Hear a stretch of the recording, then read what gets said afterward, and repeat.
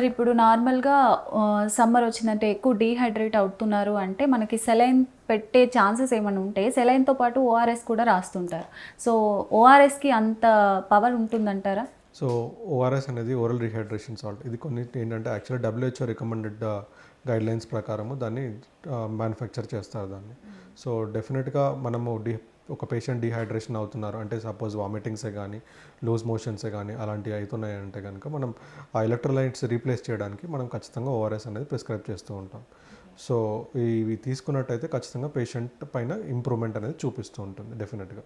And కొన్ని ORSL అనేవి కొన్ని మీరు చూస్తే టెట్రాప్యాక్స్ కొన్ని మార్కెట్లో ఏవైతే అవైలబుల్ ఉన్నాయో అవి ఎక్కువగా వాడకూడదు. అవి అసలు వాడకూడదు during the time of diarrhoea. మీరు ఆ టెట్రాప్యాక్ పైన చూసినట్టయితే కూడా do not use during diarrhoea అని రాసి ఉంటుంది. సో ఎప్పుడైనా కానీ డబ్ల్యూహెచ్ఓ రికమెండెడ్ ఫార్ములా అది ఎంత వాటర్లో కలిపాలని కూడా దాంట్లో గైడ్లైన్స్ రాసి ఉంటుంది. సో అలా కలిపి సో ఎంతవరకు అవసరమో అంతవరకే తీసుకోవాలి. ఎక్కువ తీసుకున్నట్టయితే కూడా మన బాడీ పైన ఇల్ ఎఫెక్ట్స్ చూపించే ఛాన్సెస్ ఉంటాయి మళ్ళీ. ఓకే. ఓఆర్ఎస్ లాగే మనం ఇంట్లో తయారు చేసుకునేలాగా ఏమి ఉండవంటారా? సో దానికి యాక్చువల్లీ ఇట్ ఈస్ అది కాంబినేషన్ సాల్ట్ అండ్ షుగర్ కాంబినేషనే ఉంటుంది.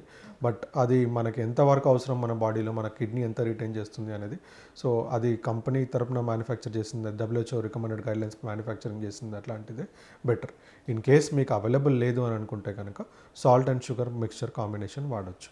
అండ్ ఈ ఓఆర్ఎస్ కూడా ఏంటంటే ఈ డయాబెటీసే కానీ బీపీ ఉన్న వాళ్ళు ఎక్కువ తీసుకుంటే వాళ్ళ షుగర్స్ పెరుగుతాయి, మళ్ళీ బీపీ పెరుగుతుంది. సో అది ఎప్పుడైతే అవసరమో అండర్ డాక్టర్స్ ప్రిస్క్రిప్షన్ లేదా మీరు నిజంగా డీహైడ్రేషన్ గురైనట్టయితే అప్పుడు మాత్రమే వాడాలి. ఎక్కువగా ఫ్రీక్వెంట్గా వాడితే కూడా అది మన బాడీ పైన ఇల్ ఎఫెక్ట్స్ చూపించే ఛాన్సెస్ ఉంటాయి.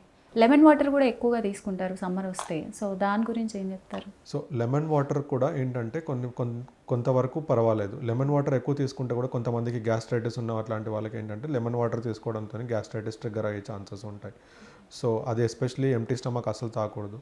మీరు ఏమైనా మీల్ తీసుకున్న తర్వాత ఒక స్మాల్ కప్ అడ్వైజర్ అంతకంటే ఎక్కువ తీసుకొని ఫ్రీక్వెంట్గా తీసుకుంటే మళ్ళీ మీకు గ్యాస్ట్రైటిసే కానీ పెప్టిక్ అల్సర్సే కానీ అలాంటివి వచ్చే ఛాన్సెస్ ఉంటాయి. సో పులుపు ఎప్పుడైనా కానీ కొంచెం తక్కువ తీసుకుంటే బెటర్. ఓకే. ఇప్పుడు సమ్మర్‌లో ఎక్కువగా గేమ్స్ ఆడేవాళ్ళు డీహైడ్రేషన్‌కి గురవుతారు. అలా కాకుండా ఉండాలంటే వాళ్ళు ఎలాంటి కేర్ తీసుకోవాలి? సో డీహైడ్రేషన్కి గురైనట్టయితే కనుక మీరు అడిక్వేట్ వాటర్ తీసుకోవచ్చు. లేదు ఎక్సెసివ్గా బాగా స్ట్రెయిన్ అయితే కనుక ఎలక్ట్రోలైట్ పౌడర్ వాటర్లో మిక్స్ చేసి సఫిషియెంట్గా తీసుకోవడం బెటర్ యాక్చువల్లీ. సార్ ఇప్పుడు నార్మల్‌గా సమ్మర్ వచ్చిందంటే మన బాడీ కొంచెం హీట్ ఎక్కువ అవుతది. పిల్లలకి సంబంధించి ఇంకా ఎక్కువ అవుతది అంటారు. సో పేరెంట్స్ ఏమనుకుంటారంటే ఆ హీట్‌ని ఫీవర్ అనుకుంటారు. కొంతమందికి తెలీదు. అది హీట్ స్ట్రోక్ అని తెలీదు. సో ఎలా తెలుసుకోవాలంటారు? హీట్ స్ట్రోక్ పిల్లల్లో మనము చాలా తక్కువగా చూస్తాము as compare to elderly people. So heat stroke అనేది యూజువల్గా వేరే సిమ్టమ్స్ ఉంటాయి. సో ప్రొఫ్యూజ్ స్వెట్టింగ్ ఉంటుంది, బాగా తీవ్రమైన స్వెట్టింగ్ ఉంటుంది. అండ్ టెంపరేచర్స్ కూడా చాలా హై ఉంటాయి, 103, 104 ఉంటుంది.